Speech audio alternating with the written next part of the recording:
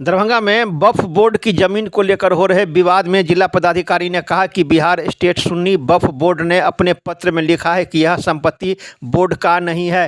वक्फ act में संशोधन के लिए जब मोदी सरकार बिल लेकर आई तो देश में वक्फ बोर्ड की संपत्ति को लेकर नई बहस छिड़ गई। अभी यह बिल संयुक्त संसदीय समिति के पास है और इस पर विचार विमर्श किया जा रहा है। इसी बीच दरभंगा में वक्फ की संपत्ति को हवाला देकर दो पक्ष आमने सामने है। एक पक्ष का कहना है कि हनुमान नगर प्रखंड के तालपुपड़ी मौजे में 15 एकड़ जमीन वक्फ बोर्ड का है, जबकि दूसरे पक्ष का कहना है कि यह जमीन हमारे पैतृक संपत्ति है और खतियान हमारे परदादा स्वर्गीय इलाही बख्श खान के नाम से। पूरे मामले में दरभंगा के जिला पदाधिकारी राजीव रोशन ने वक्फ की जमीन के संदर्भ में कहा कि ऑफिशियल कागजात का अवलोकन किया गया है। अल्पसंख्यक कल्याण विभाग के द्वारा इस संदर्भ में निर्देशित है कि जो भी वक्फ बोर्ड की संपत्ति है उसका हस्तांतरण अवैध है। साथ ही जो संपत्ति का ब्यौरा वक्फ बोर्ड ने वेबसाइट पर डाला है, कार्यालय के द्वारा बताया गया कि प्रश्नगत भूमि है, वह वेबसाइट पर दर्ज नहीं है। इसके अलावा बिहार का जो भी वक्फ बोर्ड है उसके अध्यक्ष के द्वारा एक आदेश पारित किया गया है कि जो प्रश्नगत भूमि है वह वक्फ बोर्ड की जमीन के रूप में रजिस्टर्ड नहीं है। इस बारे में फरियादी के द्वारा वक्फ बोर्ड के लोगों से भी संपर्क किया गया। उनके द्वारा बताया गया कि इस बारे में वक्फ बोर्ड का कोई संशोधित आदेश पारित करने वाले हैं। अगर संशोधित आदेश कोई आता है तो उस आलोक में कार्रवाई की जाएगी। वहीं एक पक्ष मोहम्मद रिजवान ने कहा कि हमारे पूर्वज मोहम्मद हाशिम खान, मोहम्मद इब्राहिम और उनकी 3 बहन ने हमारी दादी जैतून निसा को 1948 में रजिस्ट्री कर दिया तथा हमारी दादी जैतून निसा ने 1950 ईस्वी में हमारे पिता कमरुल हुदा को कबाला कर दिया, जिसका 1955 में दरभंगा कोर्ट में हम लोगों को डिग्री प्राप्त है। हमारे पिता कमरुल हुदा के 4 संतान हुए, जिसमें हम लोग 2 भाई मोहम्मद जावेद और मोहम्मद रिजवान हैं। वहीं हमारे चाचा व अन्य लोग षड्यंत्र रचक हमारी ज़मीन को वक्फ बोर्ड का हवाला देकर हड़पना चाहते हैं, जबकि जिला अल्पसंख्यक कल्याण अंचल तथा जिलाधिकारी के यहाँ किसी प्रकार का कोई रुकावट नहीं है। साथ ही बिहार स्टेट सुन्नी वक्फ बोर्ड पटना अपने पत्र में थाना नंबर 265, खेसरा नंबर 82, नया खेसरा नंबर 143, 164, 166, 148 में स्पष्ट तौर पर लिखा है कि यह संपत्ति बिहार सुन्नी वक्फ बोर्ड का नहीं है। वहीं उन्होंने कहा कि इतना आदेश होने के बावजूद हमारी रजिस्ट्री पर रोक लगा दी गई है तथा इसकी खेसरा हमारे रिश्तेदार लोग 8 बीघा जमीन को बिक्री कर रहे हैं। आइए सुनाते हैं इस संबंध में मोहम्मद रिजवान ने क्या कहा। इस संबंध में दरभंगा के जिला पदाधिकारी राजीव रोशन ने मीडिया को क्या बताया। एक रिपोर्ट दरभंगा दर्शन न्यूज से मनोज झा।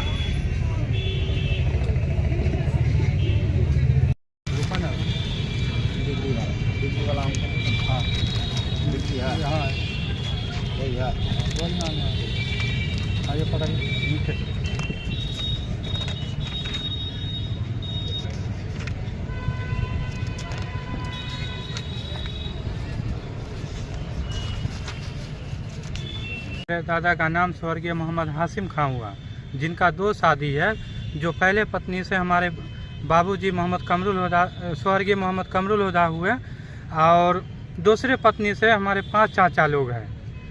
और जो हमारा मामला ये चल रहा है कि मेरे घर का हालात बहुत ख़राब है। हम जब अपना खुद का ज़मीन बेचने जा रहे हैं तो निबंधन में बताया जा रहा है कि आपका खेसरा लॉक है।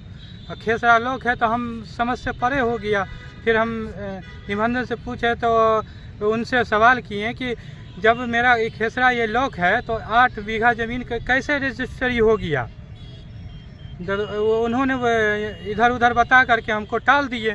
फिर हम सोचने बैठे तो मेरे चाचा लोग आरोप डाल रहे हैं जो निजी संपत्ति है। मेरे चाचा लोग भू माफिया से मिले हुए हैं और बोलते हैं ये संपत्ति वक्फ का है। जो मुसलमान सबको यानी इस मसले में साथ आने के लिए जो वो ज़मीन बिल्कुल निजी है।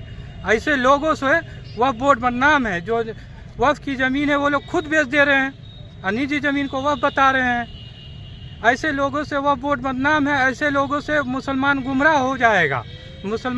सभी लोगों से हमारा ये कहना हुआ कि वो कागज़ देखें जो हमारे पास हर डॉक्यूमेंट है, खतियान है, केवाला है, जो हमारे परदादा दादाजी मौजा ताल पिपरी थाना नंबर 265 में बेचे हुए हैं बहुत सारा ज़मीन। जो मेरे पास खतियान है, केवाला है, प्राप्त है, हर एक चीज़ है मेरे पास, हर एक सबूत है।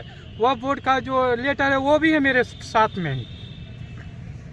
तो रजिस्ट्रार के यहाँ जाते हैं, रजिस्ट्री ऑफ कार्यालय में, तो क्या बोला जा रहा है वहाँ पे?